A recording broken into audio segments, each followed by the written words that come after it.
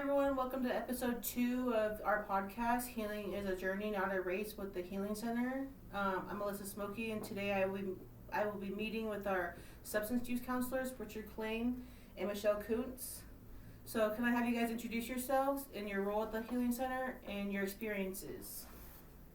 Well, again, my name is Richard Klain. I am the Substance Use Treatment Coordinator. I work with our team to address substance use issues and to help provide treatment for the Washoe Tribe community and to participate in community activities as well to help bring awareness of substance use issues. I've been working as in the substance use field since 2000, so I guess it's 26 years. And I've had experience working in outpatient treatment, inpatient treatment, medication assisted treatment programs. That's and I've worked with 2 native tribes as well. Nice. How about you, Michelle? Hi, I'm Michelle Kuntz, and I'm a certified drug and alcohol counselor supervisor, which just means that I can help supervise interns who are trying to get their KDAC license or certifications. And I've worked in counseling for over 8 years now, and I've worked in residential, a prison, intensive outpatient, a MAC clinic, and outpatient services for the last 3 years.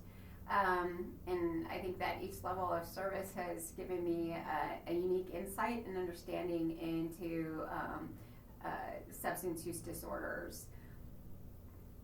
Yeah, that's about it. How long have you guys been with the Healing Center? I've been with the Healing Center, it's going to be 7 years in July. Nice. And I just had my 1-year anniversary in April. Very nice.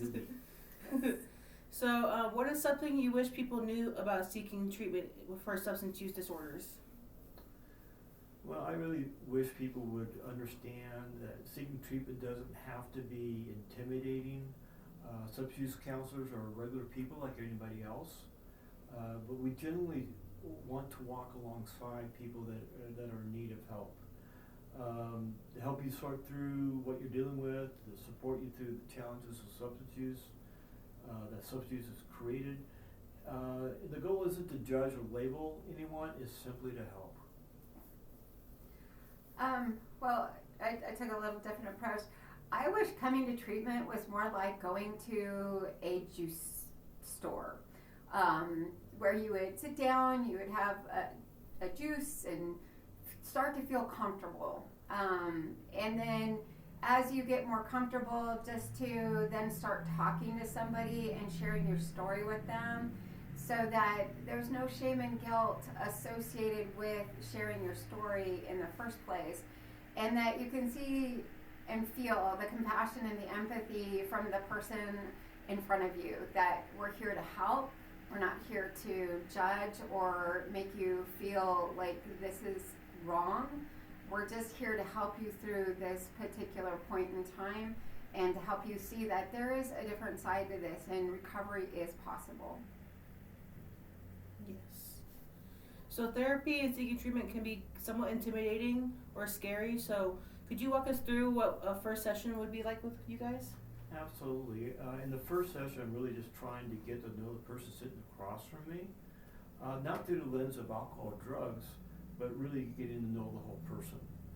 I usually start with asking what brought them in, whether they came in on their own, or whether they're being referred by someone like the courts. I also take a moment to explain what the evaluation is for, what kinds of questions I might ask. It's all about understanding their experiences, how substance use has been showing up in their lives, and what kind of challenges they're dealing with. From there, I gather the information needed to make a diagnosis, figure out what kinds of recommendations would actually help them. But at its core, the first session is really a chance for us to build trust. It's about creating a safe space where they can talk openly about what's brought them in and learn how to best support them in their paths moving forward. Very nice. Good.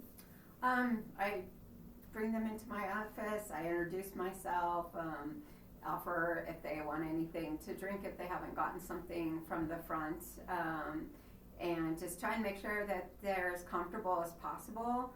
And then I let them know this is going to be a lot of questions, and to just please be as honest as you possibly can be, because this is a conversation that helps us build trust with one another and build a foundation for what we're going to do moving forward. Mm-hmm. It's all about trust and making them feel comfortable. Yes, for sure. All right, so what does recovery and sobriety mean to you? It's a good question. Recovery and sobriety to me is about stepping into a new chapter in your life with confidence and hope. It's choosing thoughts, habits, and people that would help you grow to become the strongest version of yourself. It's noticing what holds you back and surrounding yourself with the support that pushes you forward. Recovery isn't just about letting go of something, it's about building something into your life that's filled with purpose, clarity, and the kind of energy that keeps you moving forward. It is a powerful reminder that change is possible and you don't have to walk that path alone. Very nicely said. So the book answer to this question is basically recovery and sobriety means maintaining abstinence from substances while building a healthier and more stable lifestyle. It also includes improving emotional regulation, developing coping skills, and making positive changes in daily functioning, relationships, and overall well-being. But it needs to mean so much more than that to the actual person sitting there. Recovery and sobriety is personal and generally deeply felt because what you left was like your best friend or your lover. It was a personal relation that is now severed, and you have to rebuild another personal relationship with yourself to help yourself through the recovery process. And for women, it can be even more difficult because this is a way to cope with the daily overwhelmingness of everyday life or some type of trauma. So now we're asking you to give up something without giving you something to replace it. So again, it's very personal, and for each client, it's personal to what they need, and that's why we have person-centered treatment approaches. Nice. So moving on, how do you think stigma impacts recovery and sobriety?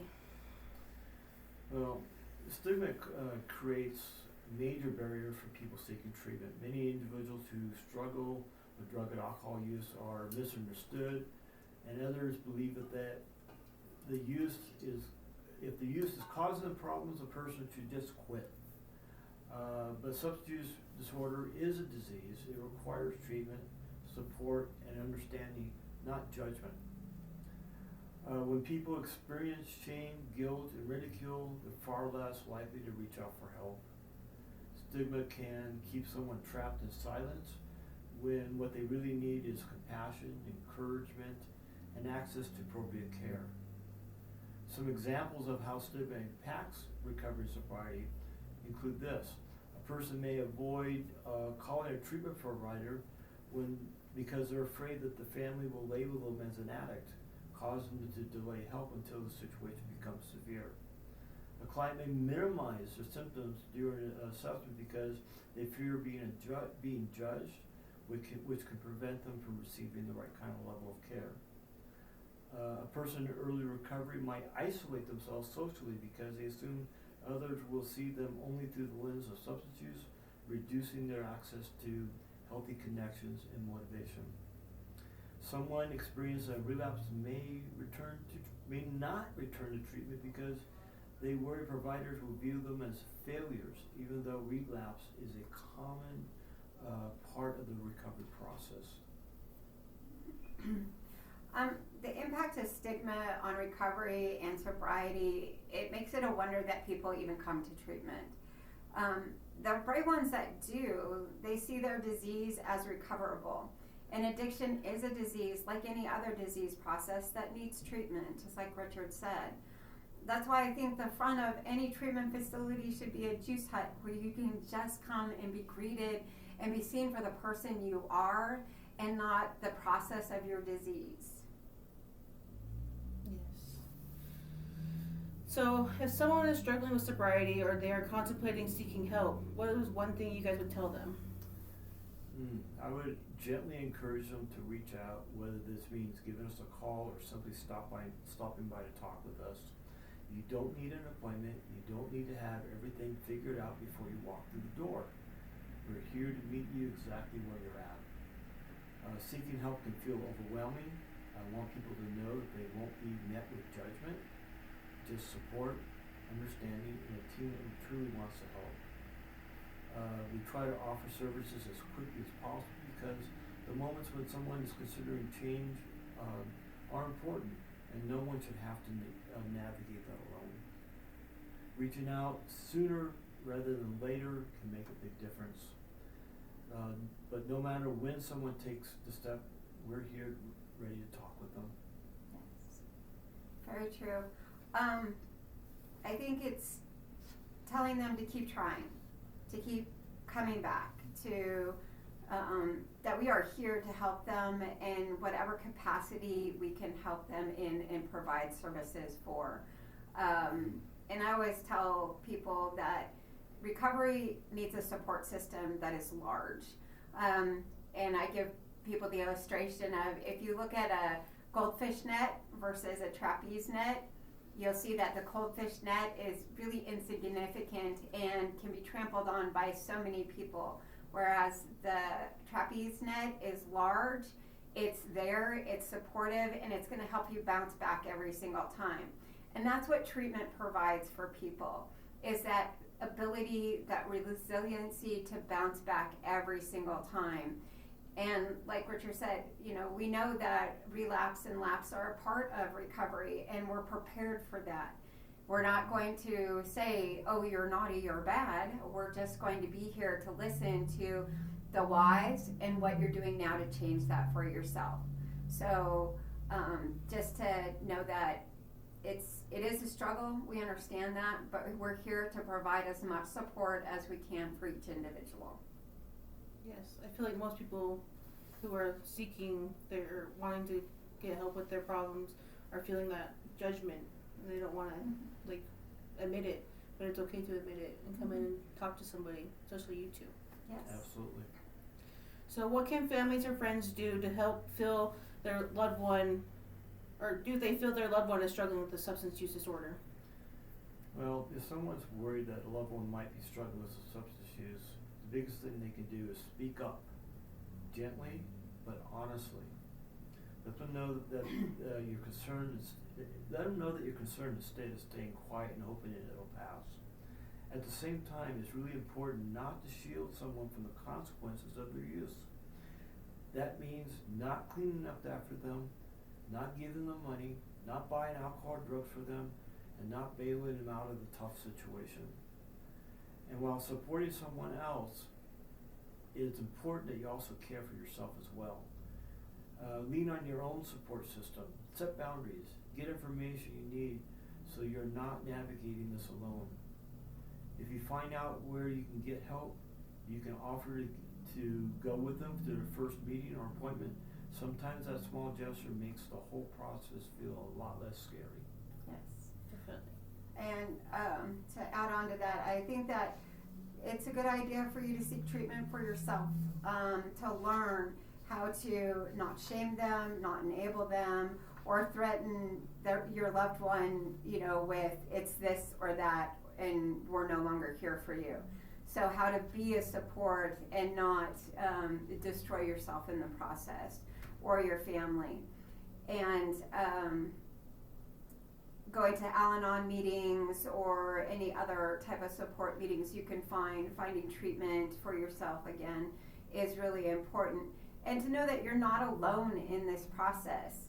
And your feelings and your thoughts need to be validated about your family member, and we can do that for you as well, because this makes a huge difference when you know how to present yourself to your family member, and then this might give them the encouragement to seek treatment because you did.